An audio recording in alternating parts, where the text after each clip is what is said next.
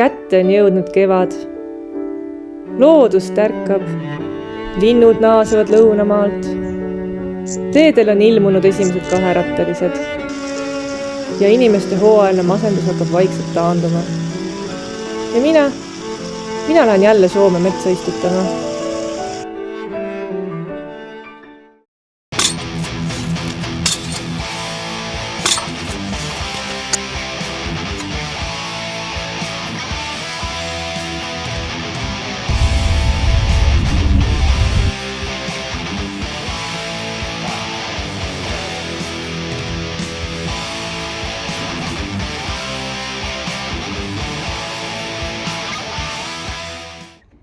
Enne laeva peale minekut kogunesime minu ema juures Nõmmel ja seal selgus, et minu auto ei olegi kummist.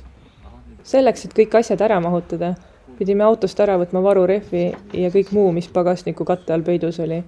Aga Tetrise mäng tuli meil päris hästi välja ja kõik sai kaasa peale paari ploki värskade.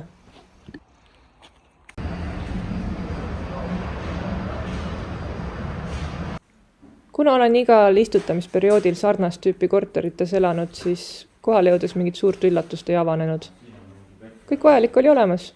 Pehme ase, soe vesi, köök. Mida hing veel ihaldab? Üks puudujääk selles korteris siiski oli. See oli vetsuhari. Neid pidurdusjälgi ikka tekib, seega pidime suhteliselt kiiresti omale ühe sellise soetama. Väljaminek küll, aga ei hakka tööandjalt seda kulu sisse nõudma.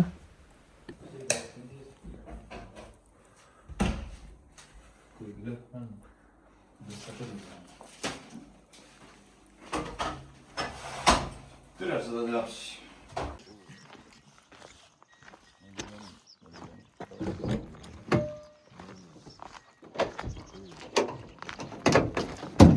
Niimoodi esimene ülesanne on teha pilt.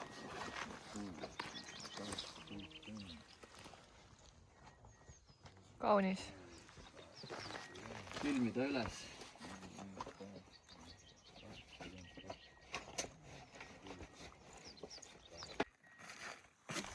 Esimesel päeval läks mul püksikumm katki. Kuna mul ei olnud teisi pükse objektil kaasas, siis pidin mingi lahenduse välja mõtlema. Õnneks oli meil MacGyveri teip kaasas. Sain sellega püksid kinni panna. Hakkame tööle? On hea. On küll.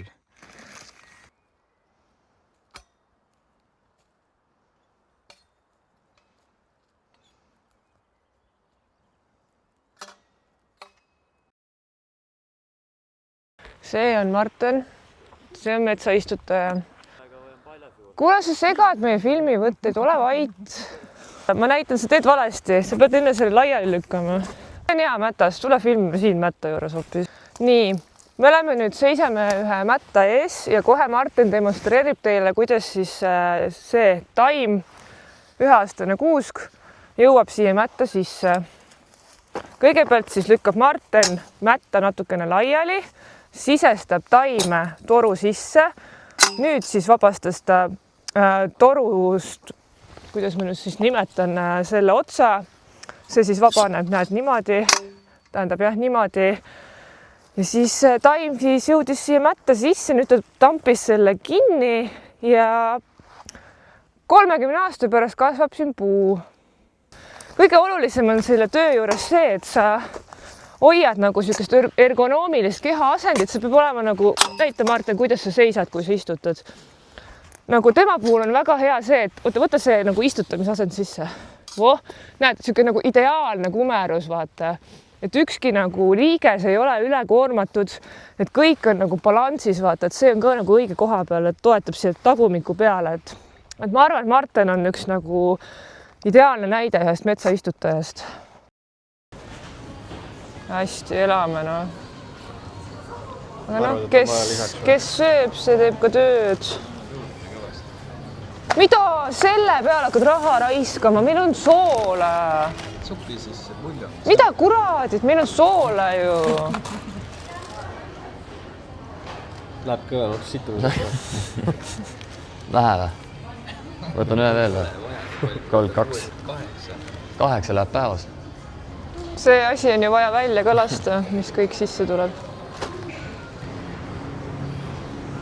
mis sa otsid? On ploome vaja. Ma olen 3 päeva käinud. Ma ei tea, need vist on okeid või? Panevad kõhu käima. Mis sa võtaks? Kumbagi ei võtaks. Ei ole probleeme. Need näevad paremad välja tegelikult. Oota, Indrek, kus sult valus on? Kus mul valus ei ole? Sellist kohta ei olegi. Kus ta ei ole valus? Kogu keha. Jätkub sulle sellest? Jah. Üldiselt nägid meie hommikud sellised välja, et me ärkasime kuskil 6:30 paiku, panime riide, sõime hommikusöögi ja kuskil 7:30 siis suundusime juba langi poole. Tavaliselt on puud juba langi ääres olemas ja meie töö on need vaid mättasse istutada. Aga seekord oli meil vaja paar korda ise laost puud ära tuua ja selle jaoks andis meile tööandja kasutusse käru. Nii, Tuuli alustab käru eksamit. Meie objektid olid tihti kusagil pärapõrgus ja tuli ikka ette, et me sõitsime vahepeal valesti. Aga kui käruga valesti sõita, siis läks päris palju väärtuslikku tööaega kaduma.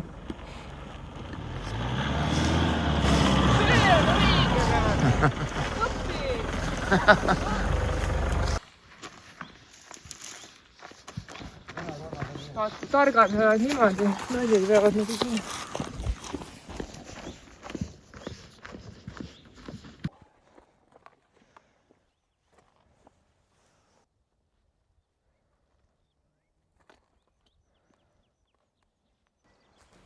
Istutasime üldjuhul kella 6 õhtul.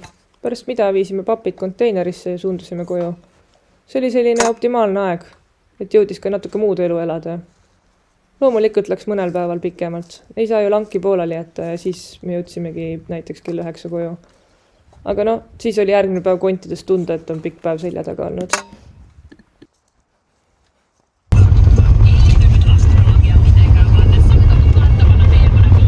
Lõunaks öelda aast üle koma.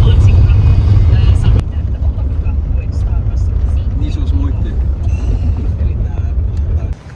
See on meie igapäevane õhtu tööpäeva lõpp.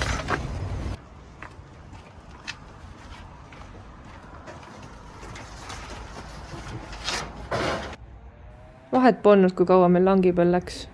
Õhtuti käisime ikka jooksmas.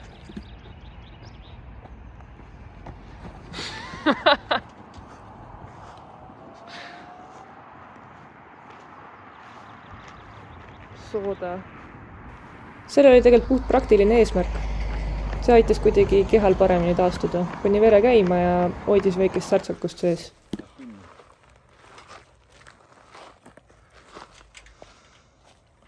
Sa ei pesi kõhtu sisse tõmbama. Martin sügab tagumikku. Lühematel tööpäevadel käisime õhtuti staadionil jooksmas. Olgugi, et me olime päev läbi ringi rapsinud, siis tuli ka päris trenni vahele teha, sest mina olen ju sportlane ja Indrek on ka peaaegu sportlane. Ta on arenenud.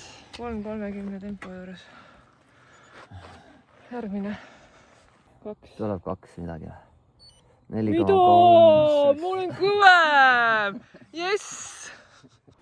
Kunagi, kui ma istutamisega alustasin, siis see oli tegelikult puht juhuslik avastus, et õhtuti jooksmas käimine teeb keha palju paremaks.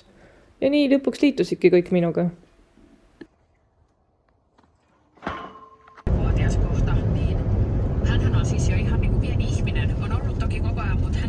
Allar oli meil küll üks õnnetu poiss. Ta jäi juba teisel päeval haigeks. Köhis, kurk oli valus, nohises. Magada õieti ei saanud. Vähe sellest. Mõne päeva pärast tekkisid tal meeletud villid kandadele. Aga see teda ei heidutanud. Ta istutas rõõmsalt edasi. Jättis lihtsalt õhtused jooksud vahele ja tegi selle asemel meile süüa. 3.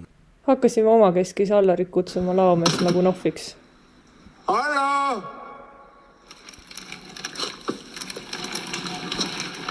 Tulin tööle! Olgugi, et töö ise oli suhteliselt monotoonne, siis iga päev avanesid meile päris huvitavad vaatepildid.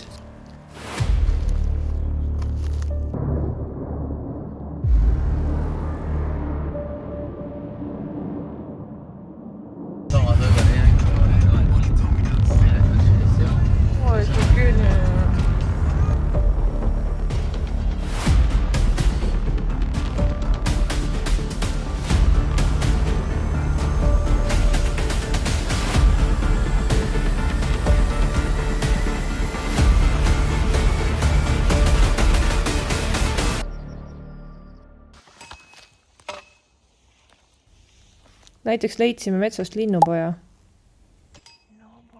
Mine filmi seda aktiivselt enda. Näed, see on seal. Omanik läks kontrollima.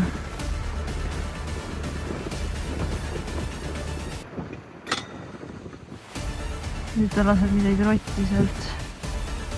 Mida ta teeb? Aha.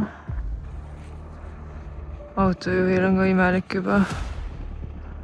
Istub seal. Lahkuvad. Seal. Lähevad vaikselt. Oh no, nad näevad, et ma filmin vist. Kõik ei sujunudki nii ideaalselt. Vahepeal tuli tegeleda ka mingite jamadega. Auto tuleb. Meil on vaja tegeleda parandustöödega, sest siin on mingid tainapead istutanud ühte auku mingi 3 puud ja siis on mingi teine osa metsast jäänud nagu täitmata. Näed, siin on mingi tainapea istutanud männi, kuuse ühte kohta ja siis on sealt tagant kõik täitmata jäänud.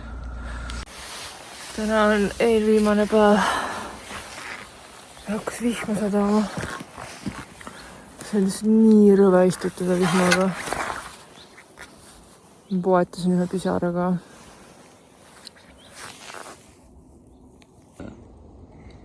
Et on nagu suur ala.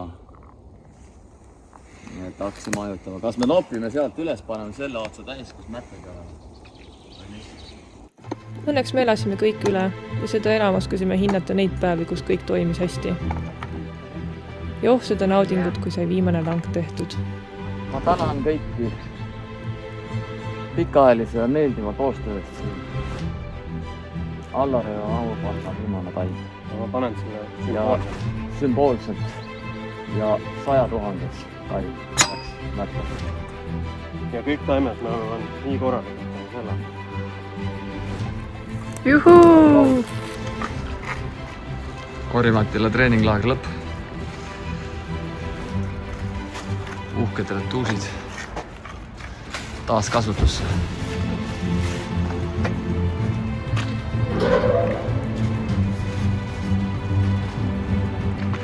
Viimaseks päevaks sai isegi Allar omale jalad alla ja tuli meiega jooksuringile kaasa.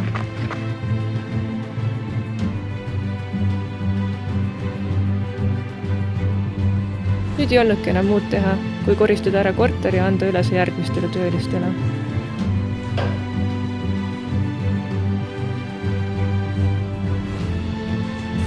Nagu traditsiooniks on juba saanud, siis viisime töölaagris kogunenud Taara kõik automaati ära. Ja ostsime selle eest endale midagi meelehead, näiteks jäätist. Kodus ootasid mind juba uued seiklused, aga sellest järgmises vlogis.